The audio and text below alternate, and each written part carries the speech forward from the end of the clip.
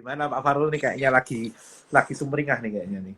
Oh iya Pak, lagi sumringah Pak, benar Pak. Apapun yang terjadi Pak, walaupun market uget-uget Pak, apa namanya kita harus tetap apa namanya itu attitude hidup harus optimis Pak. Asik. Nah, ini sehubungan dengan statement market uget-uget nih Pak. Mungkin bisa sedikit dikasih penjelasan secara umum nih pandangannya Pak Farul nih. Kan sesuai tema nih, kita ini kan lagi dalam kondisi dibayangi dua hal yang bertolak belakang nih Pak. Yang Oke, satu, Amerika ini pengen naikin suku bunga, di mana itu udah terrealisasi dari bulan 3 gitu kan. iya, Terus untuk pemotongan budget, bond sell off udah dimulai dari bulan 5 kemarin. Di iya, satu sisi, GDP Amerika kuartal pertama negatif.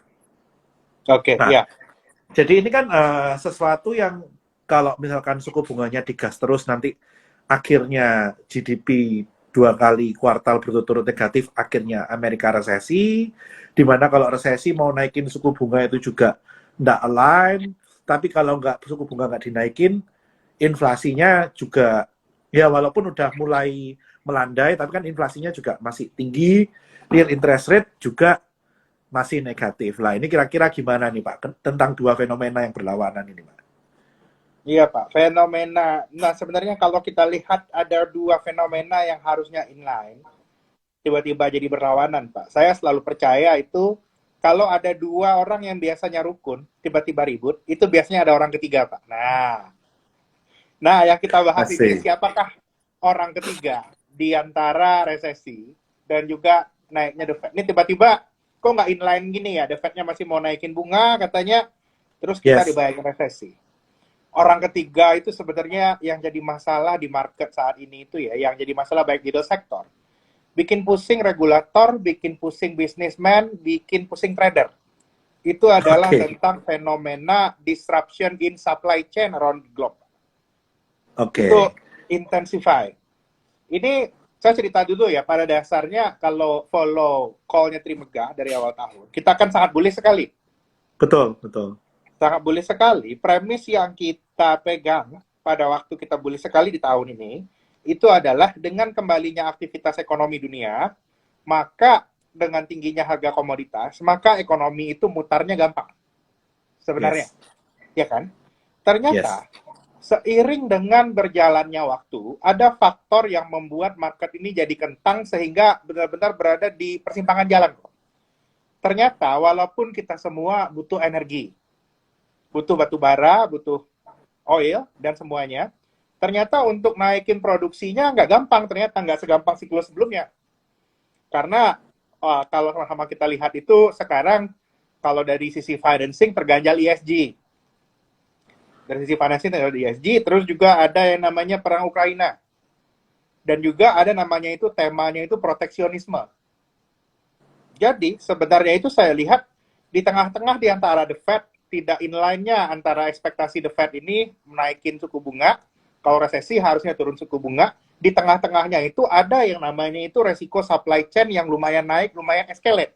Itu yang lagi Oke. kita lihat sekarang. Jadinya kalau Oke. supply chain ini nggak selesai kok, ini kita nggak tahu nih, ini pretty hard to call. Apakah kondisi supply chain dunia ini gampang selesainya? Kita bisa naikin supply batu bara, kita bisa naikin supply minyak at once sampai akhir tahun. Kalau ini benaran terjadian, ceritanya inline lagi tuh. Fed nanti kalau recession, Fed turun, harusnya marketnya ada support. Saya sekarang itu lagi consider dan rekan-rekan di market harus memperhatikan juga, bisa jadi resiko terbesar yang akan kita hadapin ke depan itu adalah supply chain disruption yang kejadian sekarang itu tidak gampang untuk selesai. Karena ternyata masalahnya itu tidak hanya masalah ekonomi, juga masalah geopolitik global. Itu kira-kira kok yang membuat nggak inline dan membuat market itu ugat-ugat. 71 kita naik nggak ya ke 73, 74, 75? Ah masa mau naik lagi kan ada supply chain disruption. Saya masih takut dong capex itu kata corporate. Tapi di sisi lain, investor bilang kalau gua mau jual saham sekarang, mau marketnya dibikin bearish sekarang, ya bukannya prospek komoditas masih bagus, Indonesia masih bagus dong. Sebenarnya ada bisnis baru dong. Ini yang sebenarnya market saya bilang itu lagi di persimpangan jalan. Kalau saya lihatnya dengan perkembangan yang ada sekarang, terutama melihat harga minyaknya lagi naik, kok saya sih lebih cenderung ya. Kan default call 2023 kan kita bearish 2023. Saya Betul. sih lihatnya mulai dari sekarang sampai ada kejelasan dari perkembangan kebijakan global terkait dengan supply chain baik itu makanan, pangan, terus juga minyak, batu bara dan lain-lain. Saya sih udah agak mulai cautious ya, itu yang saya lihat kondisinya sekarang. Oke. Karena kan seperti yang kita ketahui si China bulan Mei udah mulai menurunkan funding untuk coal. Yes. Harapannya itu kan bisa untuk mensuplai, menetralkan supply di bulan 10, 11, 12. Ternyata bulan 6 India kekurangan coal, gitu kan? Yes, benar. Nah, ini masalahnya muter terus nih. Yang awalnya drivernya China, sekarang drivernya India. Yang awalnya yang high kalori coal, sekarang yang low kalori pun mulai shortage gitu kan? Mulai shortage, benar. Nah, belum lagi kalau sekarang kita ngomong masalah gas.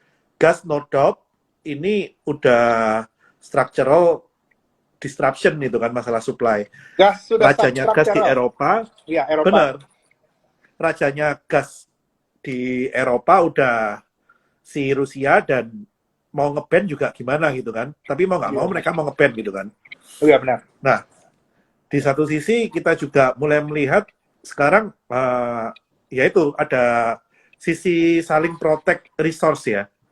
Yes, yang benar. Dimana, ini resiko besar kok. Yang sebelumnya itu belum masuk di model perhitungan kita. Tapi ini benar. mulai muncul nih ya. Nah, terutama kalau saya ngelihat ini saling protect resource-nya ini paling kelihatan di bidang pangan. Kalau kita bilang di bidang komoditi kan nggak terlalu lah ya, karena sebagai penghasil komoditi kan kebanyakan lebih menguntungkan kalau mereka jualan secara masif selagi bisa gitu kan. Tapi di kondisi pangannya kita melihat bahwa Malaysia udah mulai cut untuk ekspor unggas terutama ayam, all product. Terus Thailand dengar-dengar mau ban ekspor beras. India mau ban ekspor gula. Gandum. Dan gandum. Gandum udah jalan, gula ongoing.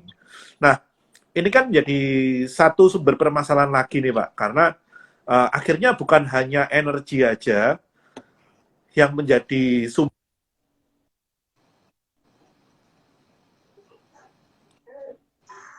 Sorry, kok nggak kedengeran? Kok nggak kedengeran ya?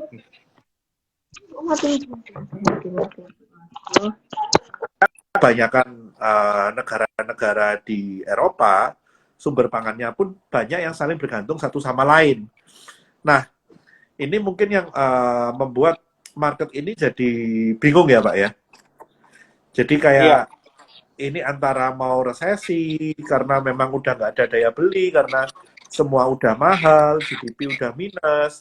Tapi satu sisi kalau diturunin suku bunganya, ini negatif interest rate-nya juga semakin lebar, karena udah inflasinya di depan mata, karena kita lihat udah saling protection terhadap resource masing-masing gitu kan. Nah, kan kalau boleh dibilang kita udah mulai melihat bahwa mungkin winter come early gitu kan, Mbak. Oh, yes, itu yang mesti kita waspadai, winter come early. Pada dasarnya gini, pada dasarnya saya sih selalu melihat, saya selalu berharap yang terbaik kok. Kita selalu berharap yang terbaik, mudah-mudahan supply chain disruption ini bisa selesai. Tapi melihat perkembangan yang lagi muncul sekarang, saya sarankan investor itu mulai hati-hati. Apa indikator utama yang saya lihat ke depannya ini kok? Kita butuh trigger yang pasti di market ya. Dan tema yang paling penting untuk membuat market itu sadar, apakah supply disruption ini berlanjut atau tidak, ataukah ini akan membuat tekanannya itu makin hebat. Kita lihat indikator satu, harga minyak. Oke. Dan kalau menarik itu ya, kalau kita lihat harga minyak, kalau kita lihat curve harga forward itu udah backwardation, sama kalau kita lihat positioning kok. Positioning spekulatif trader di harga minyak itu ketika naik dari 112 ke 120 itu baru mulai dibentuk. Jadi jumlah orang yang spekulat bahwa harga minyak itu bisa lompat di atas 120, mungkin ke 150 or higher, itu mulai banyak. Oke. Nah, ini kan kita juga menyadari, Pak, kalau kita ngomong minyak, ini kan salah satu sumber daya alam yang selama ini selalu istilahnya orang udah males untuk reinvest kan, Pak? Tapi pada dasarnya butuh. Malas reinvest, tapi Yes, pada dasarnya butuh. Itu dia. yes, karena selama ini kan minyak ditekan pada harga yang marginnya sangat tipis, sehingga kalau kita ngomong sumur minyak ini sisanya udah sedikit, otomatis kan eksplorasinya lebih mahal nih, Pak. Iya, benar.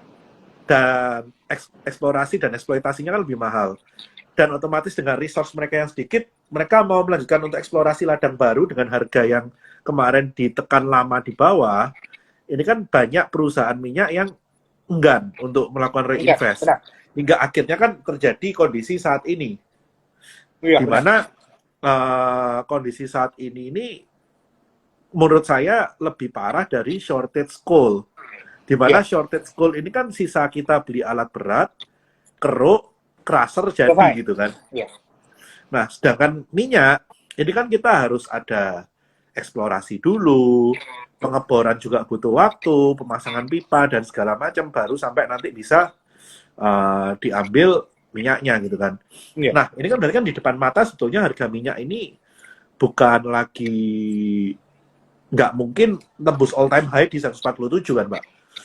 Saya lihat justru dengan kondisi sekarang itu harus nembus all time high.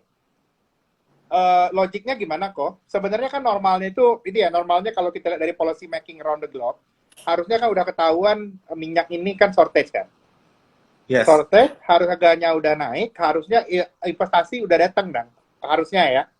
Tapi Yep. pada dasarnya nggak ada. Policy belum favoring harga minyak, produksi di minyak itu naik. Yang saya lihat itu adalah karena policy itu nggak putar balik di harga minyak 100, berarti harga minyak itu harus tinggi, cukup tinggi untuk bisa membuat policy-policy yang sekarang itu nggak mau untuk investasi di minyak itu biar balik. Pertanyaannya Ya. adalah berapakah minyak itu cukup untuk membalik policy itu? 150, 200, atau 300 kok? Itu yang harus kita lihat sekarang. Oke, Itu karena kalau saya kita jadi adjust dengan inflasi, harga all time high 147 itu terjadi di 2008, Pak. 2008, benar. Nah, kalau kita adjust inflasi, harusnya ketemunya kan sekitar di 200.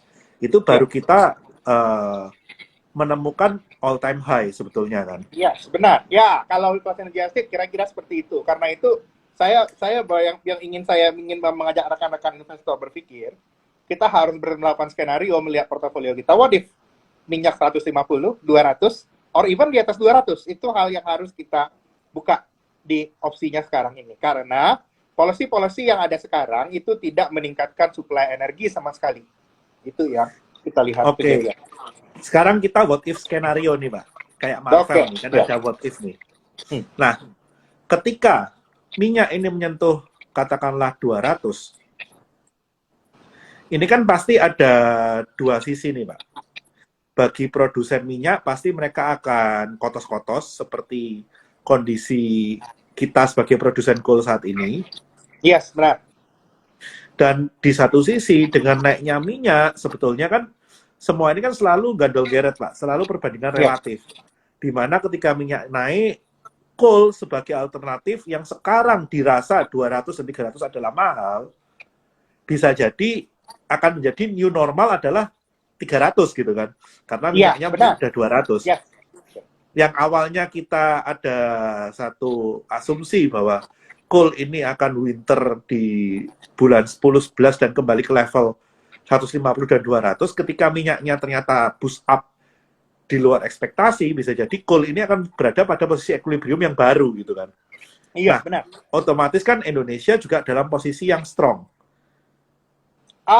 Satu, dengan catatan. Dengan catatan, konsumsi minyak dalam negeri kita tidak naik. Catatan akankah tidak naik? Itu pertanyaannya kok. Itu kita harus lihat juga polisi dalam negerinya gimana. Iya. Nah, ketika kita berpegang teguh pada subsidi Pertalite, ini kan berarti uang yang didapatkan dari jual batu bara yang didapatkan oleh negara, ya ujung-ujungnya nggak akan jadi devisa yang berlebih, karena ujung-ujungnya dipakai untuk subsidi minyak kan gitu, Pak? Yes, benar sekali. Itu resiko kita habis ini. Nah, kalau kita ngomong minyak ini tinggi harganya, harusnya kan Amerika bisa terkena dampak positifnya nih, Pak. Iya, benar sekali. Produsen di Amerika bisa apa namanya ikutan karena mereka Amerika itu ini ya bertentangan sama pendapat umum ya. Amerika itu dalam satu dekade terakhir itu sudah perubahan dari net oil importer, mereka udah net oil exporter sekarang. Yes, karena as I know, di waktu semua orang ekspor, mereka menimbun. Yes, benar. Ya. Di waktu semua orang habis resource, ini adalah waktu mereka untuk jualan dengan harga mahal, kan gitu. Nah, Ya. dengan apa yang terjadi sekarang, ketika what if oil price 200, maka Amerika akan mulai bebas dari yang namanya stagflation. Itu next step kok. Itu harapannya next step ketika policy-nya juga sudah berubah jadi policy yang pro minyak. Polisinya kan sekarang tidak pro minyak, belum pro minyak. Itu nanti ceritanya. Yang saya lihat sekarang, market itu akan membuat sebuah boiling point sampai akhirnya policy-policy yang anti non renewable resources itu reverse. Intinya kan barang itu makin dibenci, makin mahal kok, ya kan? Yes. Sekarang begitu bencinya kita pada minyak, begitu bencinya kita pada hal-hal yang nggak green, itu akan membuat harganya melambung. Oke. Makin ditahan, makin ini kok. Kan ceritanya kan apa-apa yang dilarang itu yang menarik kan. Ini mirip kayak. Yes. Makin kita larang, makin hot. Cerita semakin dilarang tadi, itu semakin mencari cara untuk harganya naik kan gitu, Pak. Yes, benar. Semakin scarce kan, karena demand-nya juga belum tergantikan gitu kan. Iya. Nah, kalau kita udah tahu nih Pak, big skenario-nya seperti itu, kira-kira nih what if-nya nih. Indonesia berarti kan punya opportunity sebetulnya untuk mendapatkan devisa yang berlimpah dan menjadi mungkin growth-nya bisa sampai 2023 nih kalau itu terjadi. Dengan catatan pemerintah harus berani mengambil kebijakan yang tidak populis dengan menaikkan mungkin Pertalite. Iya, benar. Itu yang market inginkan pada dasarnya. Iya. Nah, mungkin dengan naiknya Pertalite ini akan menghantam yang namanya konsumsi gitu kan. Pasti konsumsi akan kehantam karena saya punya pandangan berbeda kok. Karena juragan sawit sama juragan batubara duitnya udah nggak ketulungan. Nah, cuma kan ini terpusat ke juragan sawit dan batubara nih, Pak. Iya. Di mana transmisinya ini kan kita harapkan kan kemarin ke sektor auto dan properti nih. Ya. Karena yang kejadian itu gini, yang saya sayangkan di kondisi ini, instead of kita mengencourage ekspor barang-barang komoditas, kemarin pas CPO-nya naik, justru dilarang ekspor kok.